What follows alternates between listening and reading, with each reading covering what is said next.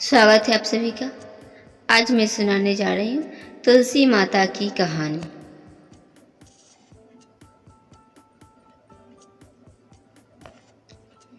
सनातन हिंदू धर्म में घर घर तुलसी के पौधे की पूजा की जाती है।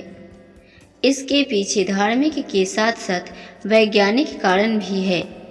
तुलसी एक बहुत ही सकारात्मक पौधा है।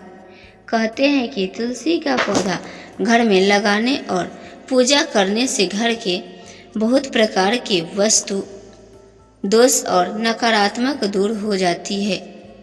साथ ही माता लक्ष्मी की हमेशा कृपा बनी रहती है।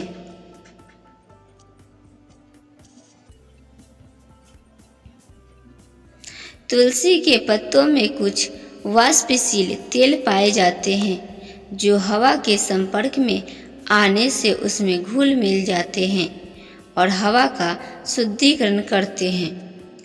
तुलसी के पौधे में औषधीय गुण भी पाए जाते हैं। इसके पत्तों का नियमित सेवन करने से रोग प्रतिरोधक क्षमता में जबरदस्त बढ़ोतरी होती है।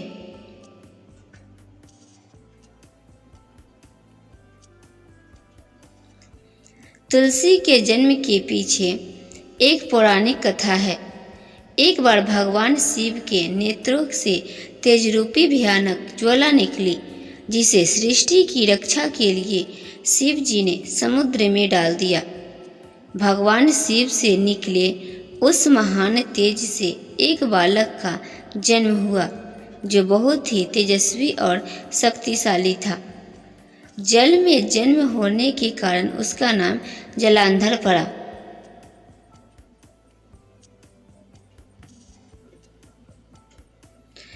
कालांतर में जलांधर असुरों का राजा बना। जालंधर का विवाह दैत्यराज कालनेमी की पुत्री वृंदा के साथ हुआ। वृंदा परम ईश्वर भक्त और पतिव्रता स्त्री थी। जब भी जालंधर युद्ध में जाता था तब वृंदा पति की रक्षा के लिए भगवान के ध्यान में लीन हो जाती थी और जालंधर पतिव्रता स्त्री के तेज से युद्ध में सुरक्षित रहता था।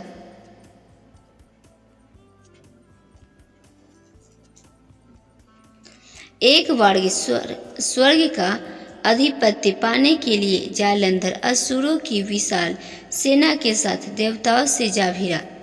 जालंधर के नेतृत्व में असुरों ने देवताओं को पराजित कर दिया और स्वर्ग पर असुरों का राज हो गया। देवतागण भागे भागे देवगुरु बृहस्पति के पास पहुँचे। बृहस्पति के कहने पर देवतागण भगवान विष्णु की शरण में पहुँचे।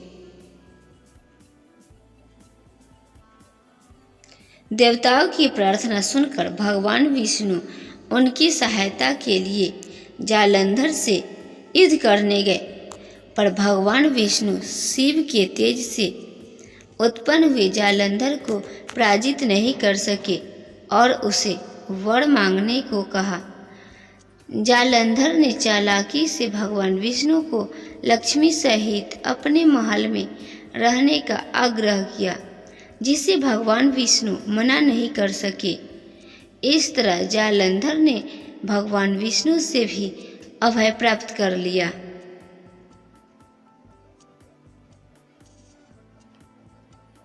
इसके बाद हार कर देवतागण देवगुरु बृहस्पति के साथ भगवान शिव की शरण में गए।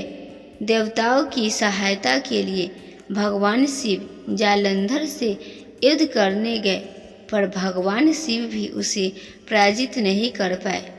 तब भगवान विष्णु शिव जी के पास पहुँचे और कहा कि हे देव, जो आप अपने ही तेजी से उत्पन्न जालंधर को पराजित नहीं कर पा रहे हैं, उसका कारण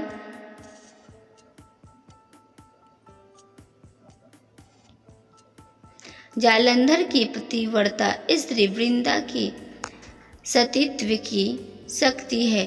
आप जालंधर से युद्ध करें और मैं वृंदा का ध्यान भटकाने का प्रयत्न करूंगा, क्योंकि जालंधर का वध सृष्टि के कल्याण के लिए आवश्यक है।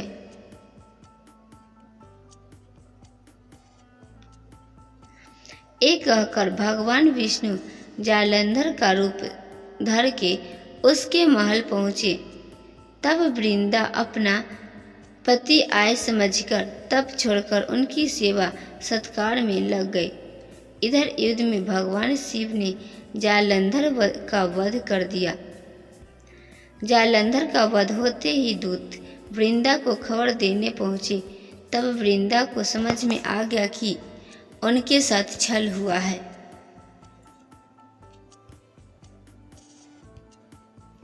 तब वृंदा ने भगवान विष्णु को अपने असली रूप में आने को कहा और उनको पत्थर हो जाने का श्राप दे दिया और स्वयं योगाग्नि में प्रज्वलित होने को उद्यत हुई। पर तभी वहाँ सभी देवी देवता पहुँचे और माता लक्ष्मी वृंदा से भगवान विष्णु को श्राप मुक्त करने का अनुरोध किया, जिसे मानकर वृंदा ने भगवान विष्णु को तो क्षमा कर दिया पर स्वयं योगाग्नि में भस्म हो गए। तब उसी भस्म से एक पौधा उत्पन्न हुआ जिसे तुलसी कहा गया।